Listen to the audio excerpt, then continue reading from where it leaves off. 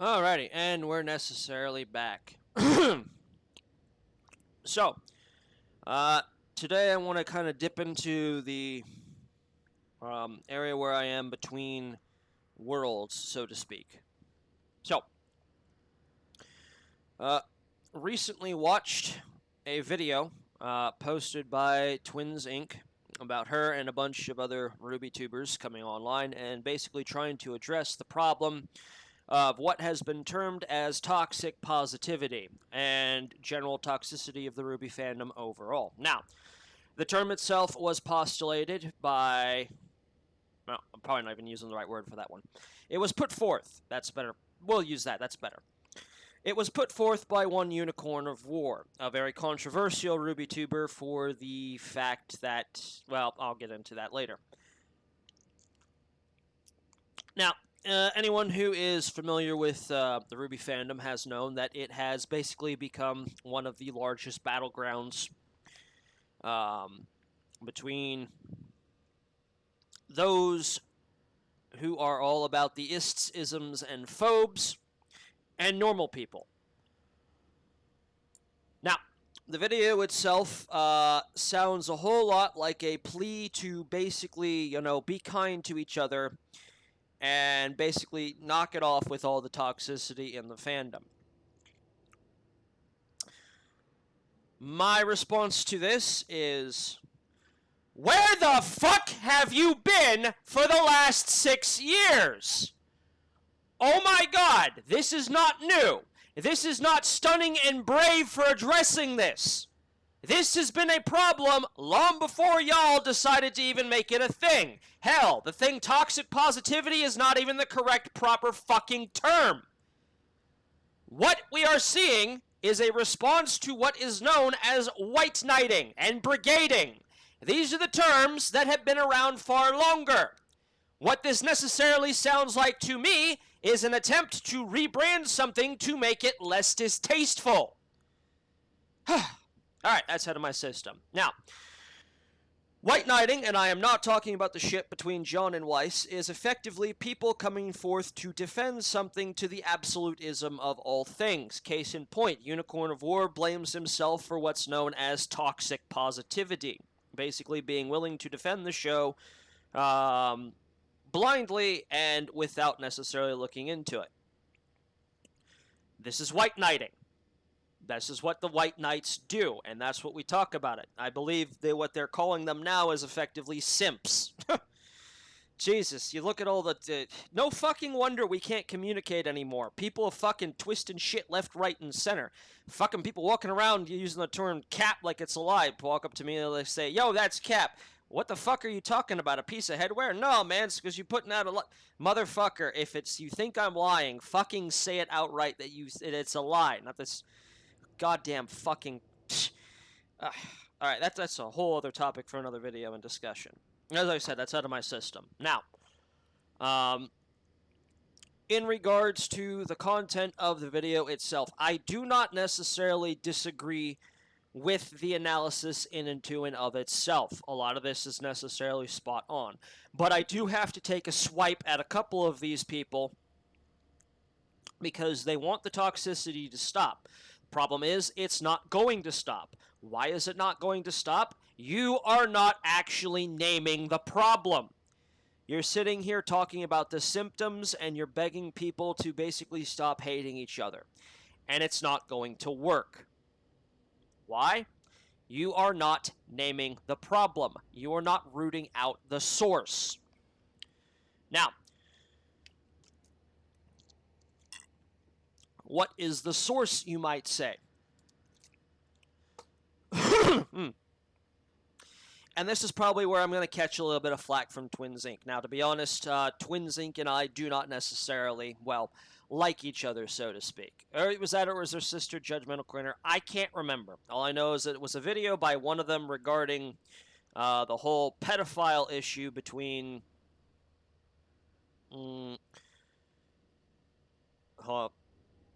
That's what it was.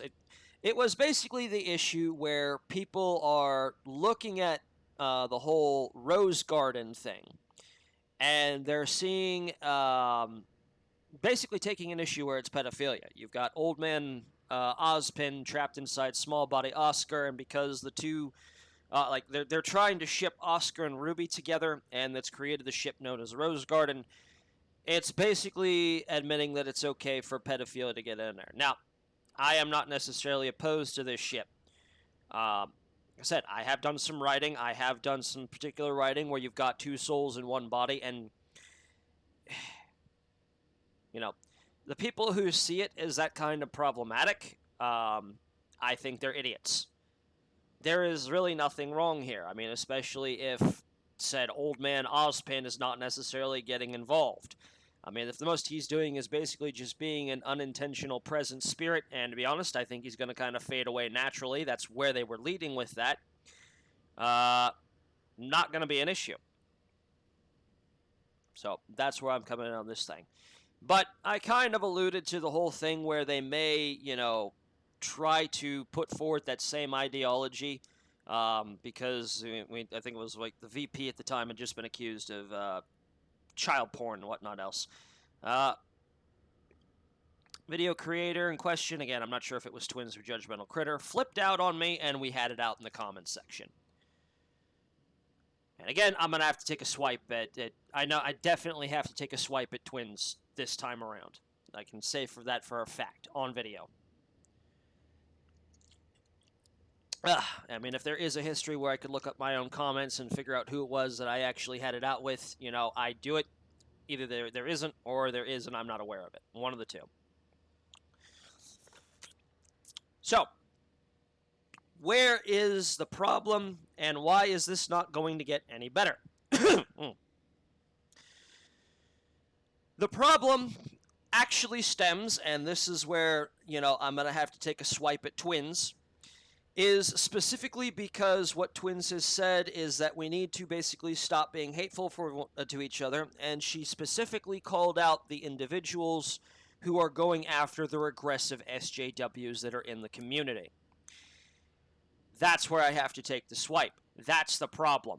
The Ruby community has a parasite problem for the regressive ideology, and it is basically so endemic at this point, you can't even tell who's who anymore. So yeah, there's going to be a little bit of collateral damage there.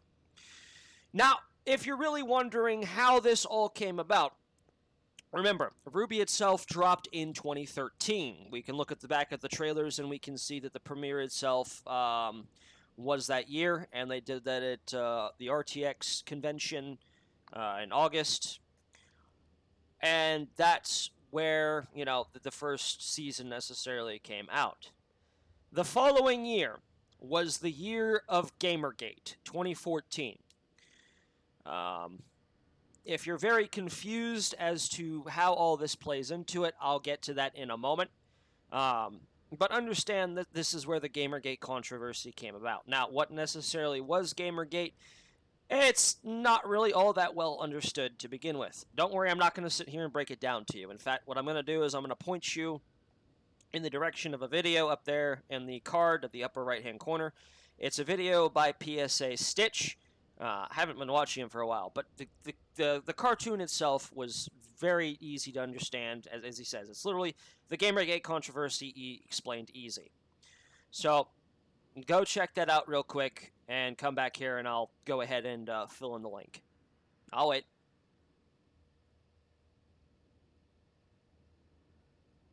All right. You gone and educated yourself? Good.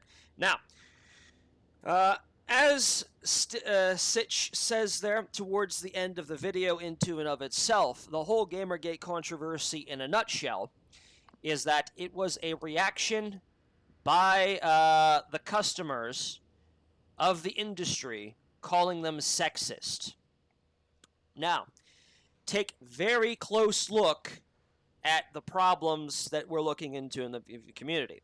You've seen a lot of the YouTubers talking about people who are going around calling each other bigots, homophobes, Nazis, and all sorts of other mean, nasty names. Have you figured out the link yet? Yes, that's right. The thing about the Gamergate is that it was effectively, as Sitch said, the first widespread battle against the regressive ideology. of the SJW. It was not as well understood at the time, nor does anybody really pick up on this and how far it spread, simply because, well, it was attacking gamers. When are gamers not under siege? You know, for everybody else who is not really paying attention, and this kind of goes towards my other audience, they're probably seeing it more than anybody else who's showing up and really seeing this for the first time. When are they not under attack? For them, the Gamergate was just another Tuesday for them. Just another fucking group of people coming in saying that gamers are the scum of the earth and everything wrong with society is morals in hopes of striking up morality points. Looking at Evil Ed over there, you motherfucker. You know what you did in that last voice chat. I'm gonna see if he responds to this and if he takes the bait and types up an angry comment. Alright. So that's where that started, and that was kind of the first time we saw that. And the fact that the gamers, rose back up because, again, gamers are effectively the most misaligned and oppressed group out there. Yeah, I know, I'm playing into the Oppression Olympics. I really shouldn't be doing that, but hey, we gotta call this out like it necessarily is. And that's where widespread awareness began to get started, because who isn't a gamer these days? And it has since grown. I believe, I don't know if it was Candace Owens or Anita Sarkeesian herself, basically said, and this kind of continues to echo to the day, everything is sexist, everything is racist, everything is misogynistic, everyone's a Nazi, and you gotta point it all out. Anita has thankfully kind of fallen into the dustbin of history there, but that ideology is what has continued to permeate, and it is what is now infesting the RWBY fandom. What parasites have largely survived from the leftovers and still ongoing war between regressives and gamers has moved on to entertainment as a whole. It's not just RWBY. Look at things like Star Trek, Star Wars, Doctor Who, the fucking Marvel Universe. It's coming in, isn't it there? These are starting to become breeding grounds for this new breed of parasite. The ones who come in here and say everything is sexist, everything is racist, everything is problematic, and, we need to all point it out, and everything about your show, is disgusting, and, we need more representation for maligned, oppressed minority group.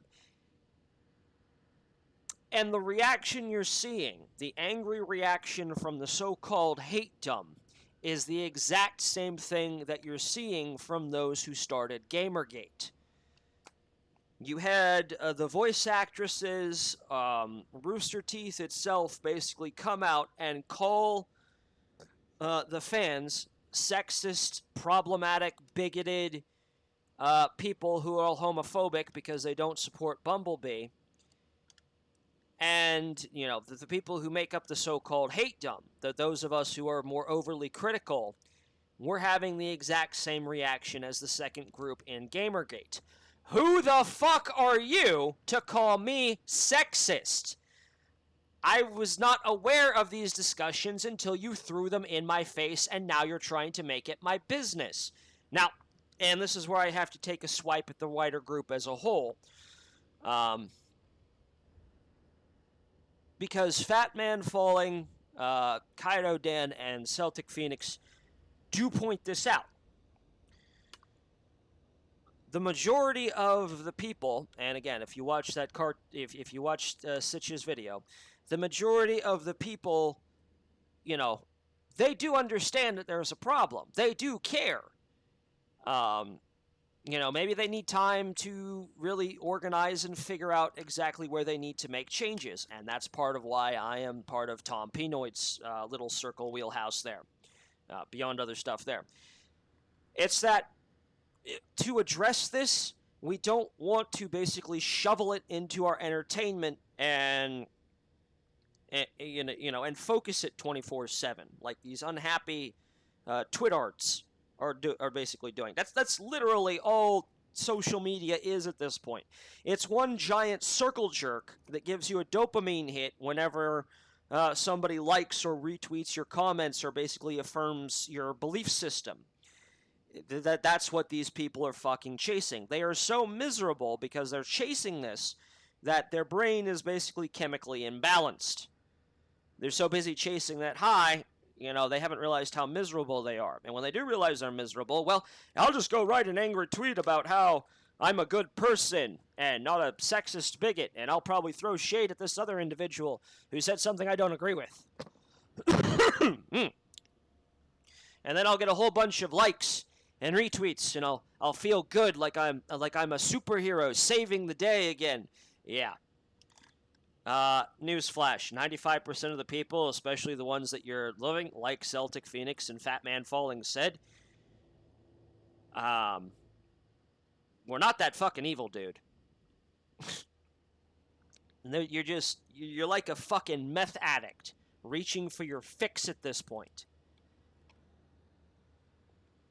And that's why, you're having this reaction from the so-called hatedom.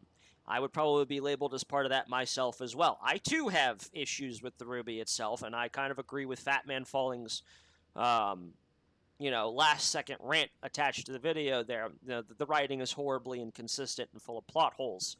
I don't think I don't think any of us are going to disagree on that point. But where I have to disagree with the video in the whole and everybody else is in there is that, to me, this sounds like a cry of, what's going on? Why are we having these issues? To which my response is, welcome to the wider culture war, Private. Glad to see the shell shock is wearing off. Now you ready to pick up a gun and fight, or are you going to curl back up in the fetal position again?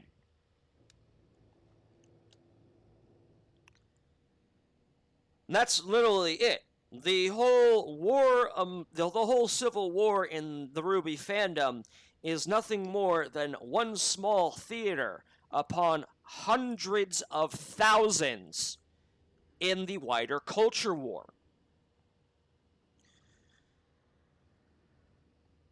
Here's the thing. Average people, they understand the plight of these maligned groups who feel oppressed and wronged. The problem is that we're just not obsessed with it to where we have to talk about it 24/7, 365, 10, 10, 10. I don't know. I might be doing my math wrong with decades, centuries, millennia. So, how does this necessarily relate to Ruby and to and of itself? Pay attention to the years. Notice what's going on. Ruby itself started in 2013. The Gamergate controversy kicked off in 2014. By the time Ruby's third season comes out, it's about 2016. This is when the progressive movement is really starting to take off. Orange Man Bad and all that. Monty also dies, and this is where I'm also going to take another swipe at Fat Man Falling here.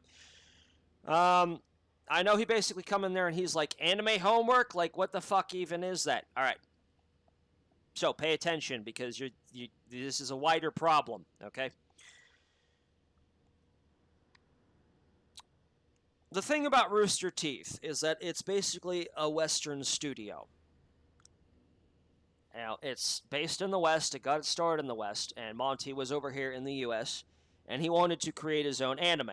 Now, we can sit here and have the fucking discussion all damn day about what is a cartoon, what is an anime, and I'm probably going to rile up a bunch of fucking purists over this, but Ruby was intended to be an anime. That was Monty's dream. I know, probably got a whole bunch of people in here angrily typing up, don't use Monty's name. Fuck you, this is important, settle the fuck down and listen.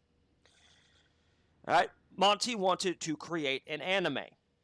That was his dream. That was his goal. I mentioned this in the whole Ruby Noir video that I once made. So, for all intents and purposes, it was intended to be that. Arguing that it's a cartoon is semantics at this point.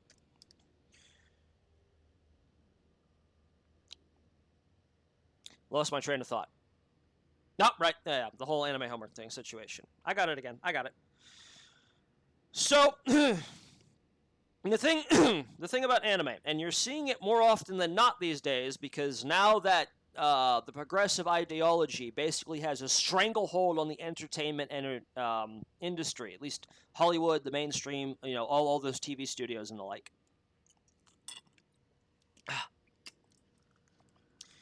Is that they don't know how to tell a story. They don't know how to do it well. Anime coming out of Japan still remembers. It still does that. And that is why manga and anime these days are effectively whooping the ass of American comics and cartoons. The American entertainment industry is collapsing specifically because they don't know how to write good stories. Japan still remembers.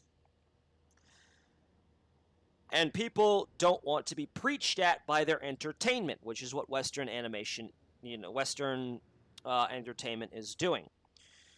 So now they've basically turned their attention to Japan, and they're trying to get Japan to basically get in lockstep with the whole progressive movement. So they don't understand, and this is where we rotate back to Monty giving out anime homework. What he was trying to do is he was basically trying to help the writing team, the team that he basically put together for RWBY, understand how to put together a good anime. The story trope elements and other things like that. Stuff that we make fun of, stuff that we make good, stuff that is cringe, but we still consume because it works.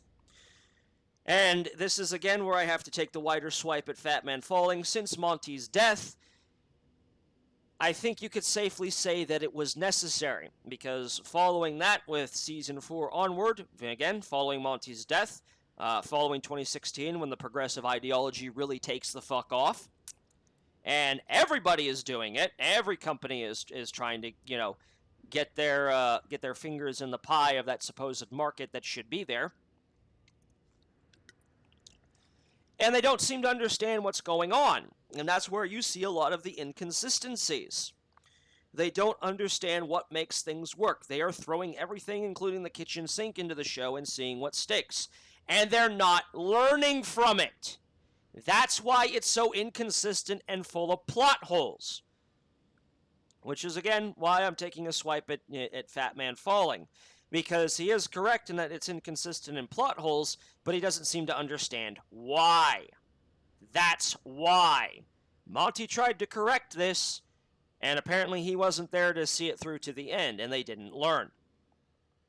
Now, he does. I will give Fat Man Falling credit for saying that Monty himself wasn't necessarily the best storyteller.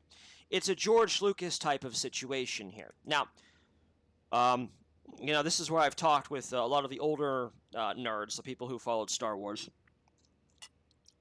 And what few people don't realize is that George Lucas was a visionary. He wasn't a very good script writer or cinematographer. With episodes 4, 5, and 6, he had fucking exceptionally talented individuals, like I think it was Steven Spielberg who was his director. I can't remember. All I know is that he had a director and a writing team behind him that basically reined him in and said, "No, George, that's too much. Haul back, dial it back a little bit, and let's do this instead." And George listened for the most part. You have the special edition later on where he likes to correct a few things. We got the whole Han shot first thing. Yeah. But he did have, a crack team behind him that reined him in.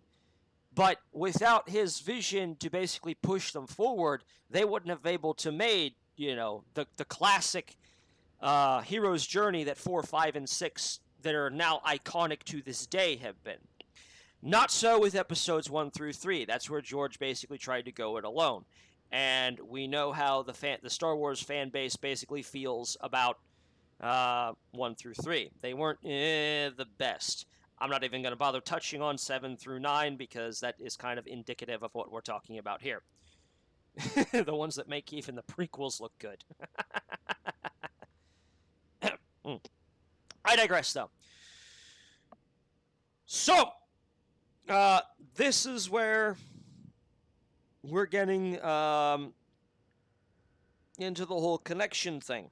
Basically, Rooster Teeth tries to buy into it because, they're scared and panicky and afraid of looking sexist, bigoted, homophobic, and everything else, so they pander to the group. They start being inclusive and representative and throwing in all the shade there, and this is where, you get hatred for stuff like Bumblebee and Ilya and basically how Adam and how the White Fang fell apart and how Ironwood was assassinated and all that good stuff. It's endemic. And as long as the company is going to pander to these progressives, who basically have now become fully parasitic at this point, this problem's not going to go away. These people are fucking unyielding.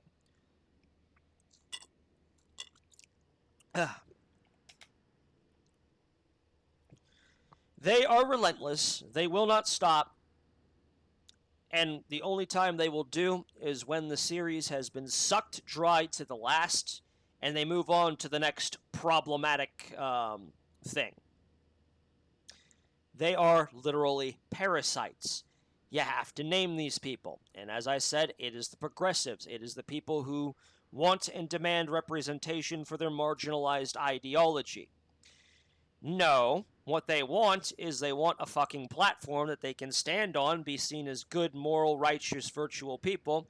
They can demonize people like myself, who is willing to point out the idiocies of this, and feel good about themselves at the end of the day, while they basically start rolling in clicks, likes, and all that fun stuff.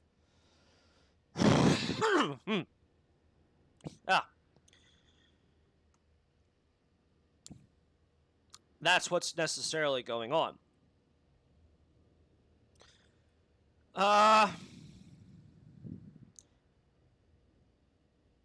It is, yeah,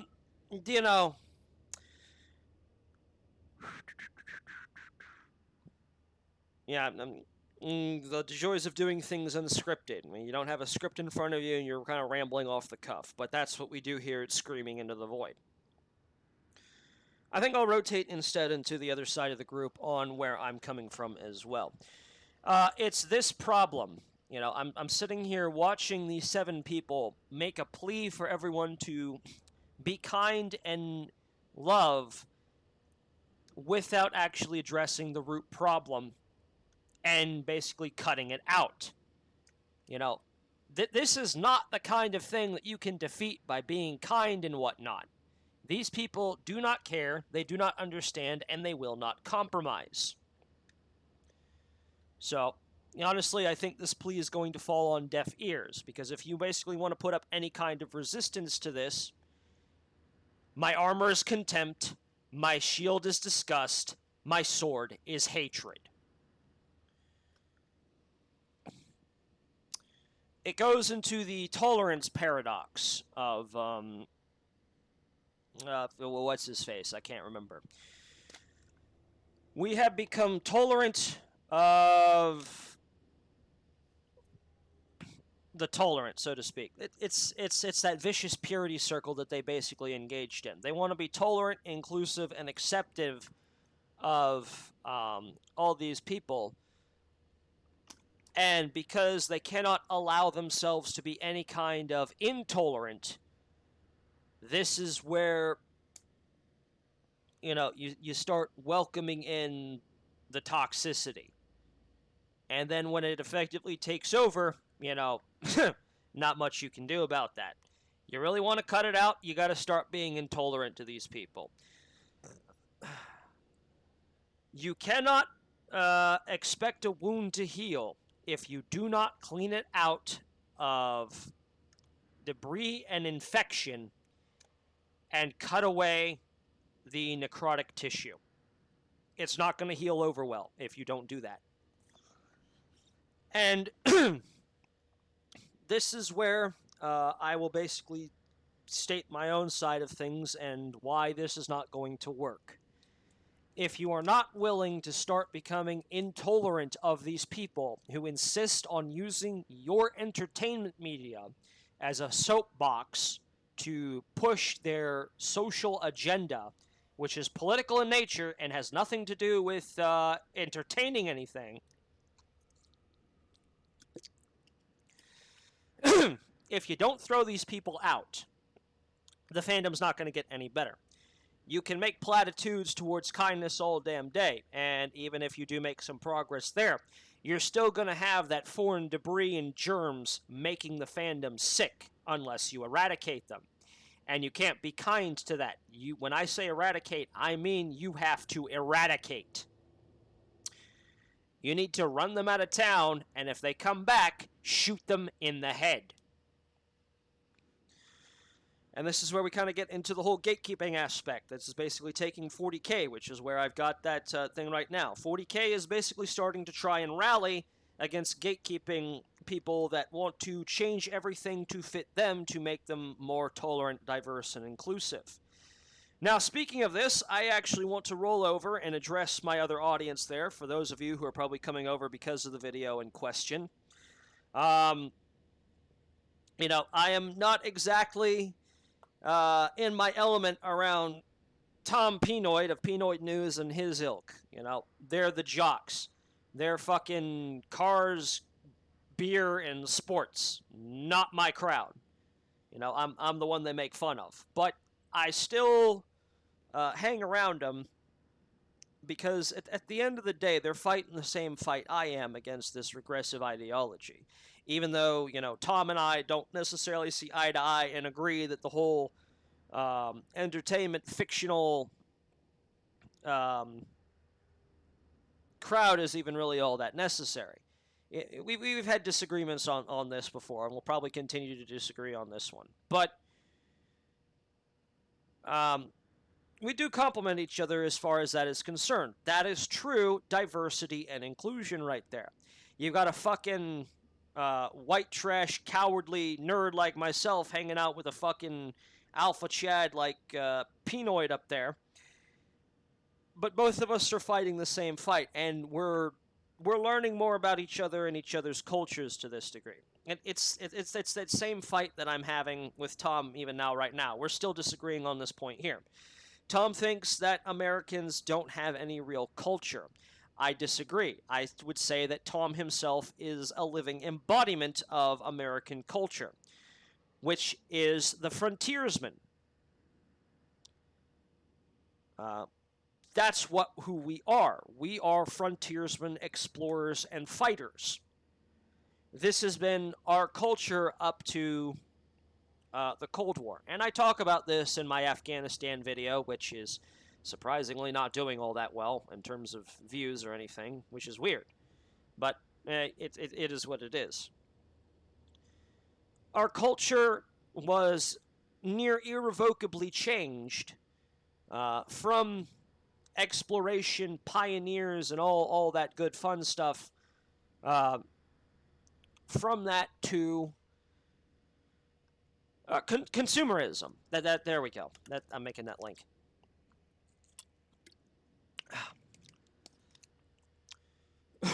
This materialistic consumer culture that we have now, that Tom and the boys aren't necessarily a fan of, is a result of policies that came about as part of our fight against communism.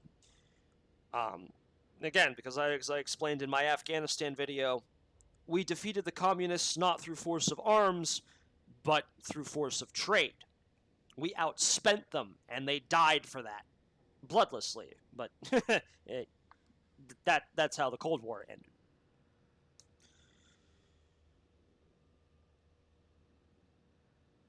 And one of the reasons why I think that, stuff like Ruby and, Star Wars, Star Trek, Doctor Who, all that good stuff that Tom doesn't necessarily is a fan of, is because I think that through that, And also, I will agree that he has a point that there are real heroes that we should also be looking into as well. Um, we look to that to help bring back um, the original American culture of the pioneer. And that's why, I really would like I would really like for us to quit fighting these fucking social problems, accept them for what they are, and learn to deal with them without getting government involved to fucking legislate this shit away. Basically, we need to grow up and learn to deal with it without having daddy government come in and, fuck with shit. It never goes well.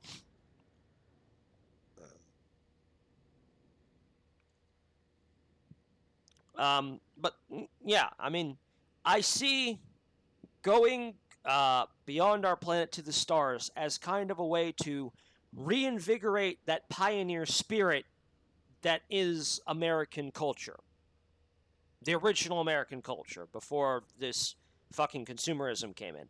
And because we defeated the USSR through force of trade, that there's nothing left to fight. And I think this is where Tom is actually correct. That we have no real culture anymore. At this point, the U.S. is just aimlessly drifting. It's essentially on autopilot because we, as a people, have not asked the question or even just answered it, what's next? And I know that's what Tom and his gang are trying to puzzle out, and that's what I want to be a part of as well. That's one of my reasons for being there. But in the interim, while we're basically trying to answer what's next for us, and my answer is to try and reinvigorate that frontiersman pioneer ideology that I love so much. I really do. Getting out there, exploring things, learning about the world around you.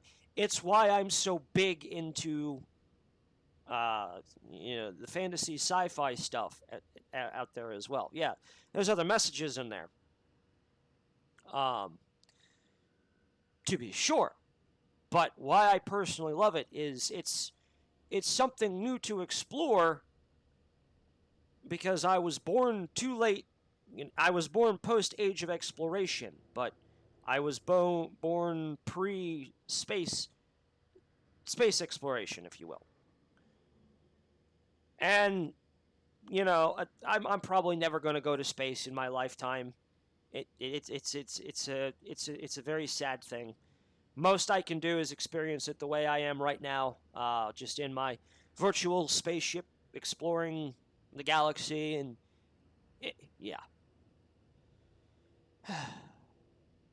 But at least, I can try to help keep that pioneer spirit alive through stories. Until, we get to the next big breakthrough that lets us do it for real. Because that's also the thing, and I think this is, why, even though this is where I disagree with Tom, and I think he's wrong about this, is that,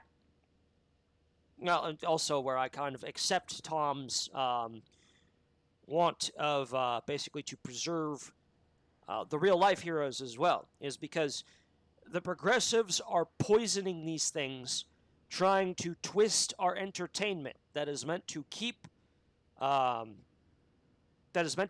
spirit of culture alive while we wait for the next, we wait for the eggheads to, make the next big breakthrough and whatnot. They're trying to twist that into political propaganda so they can bring about their utopia, which is really going to bring about ruin. And in the same vein, not only are they twisting the stories that are meant to entertain, they are trying to revise history and write it off. Like, Tom is a big fan of Rockefeller. He likes the whole idea of a man who came up from nowhere. It's another classic rags to riches story. And he basically became this big billionaire for his time. Specifically because he had a vision and he saw it through. Rockefeller was best well known for basically owning the basically setting up the idea of owning the entire supply chain from raw material to finished product. And he made untold riches off that. But he's vilified today because he is a rich white dude. And people try to dig up his personal history, like, oh, he was homophobic, bigot, whatnot. But Tom and I are kind of looking at it like, the man was a doer. He saw a vision and he created it, and he was wildly successful at what he did. And this is something that both Tom and I, agree needs to be remembered. How he got there may not have been the cleanest thing in the world, but it's, he was successful at the end of the day.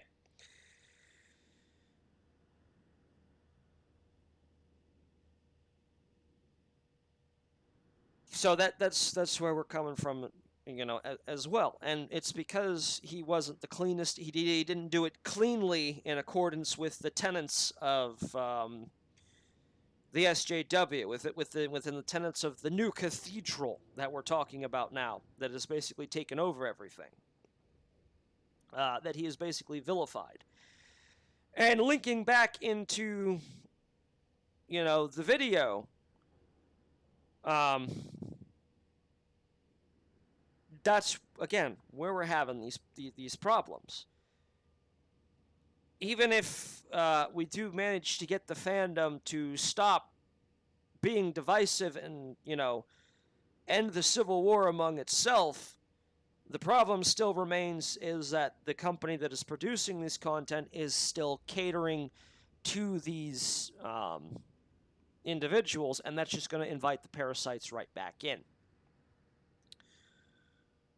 What is going to have to happen is that Rooster Teeth either needs to wake up and stop the tailspin, which isn't happening, or the Ruby IP is going to have to go to somebody who is basically not going to cater to these individuals. And it's going to be some growing pains, because until this whole regressive movement as a whole, basically labeling somebody you don't like as a racist, Nazi, homophobic, bigot, malcontent, until that ideology as a whole is squashed, and that's it's gonna take a real effort to clean this place up. Huh. I had a real different thought about how this whole thing was gonna go, but there we are. So, there you have it. I'm probably going to catch flack from any number one of these 7 individuals because reasons, but fuck it. That's my idea. Yeah. That's where I'm coming from. You disagree with it, fine. You want to have it out? I know a guy who's got a Thunderdome Discord. We'll have it out. And, don't expect me to back down. I haven't backed down against these regressives that you're trying to plead with now, and I'm not going to stop anytime soon. Or perhaps my own plea here is just me screaming into the void.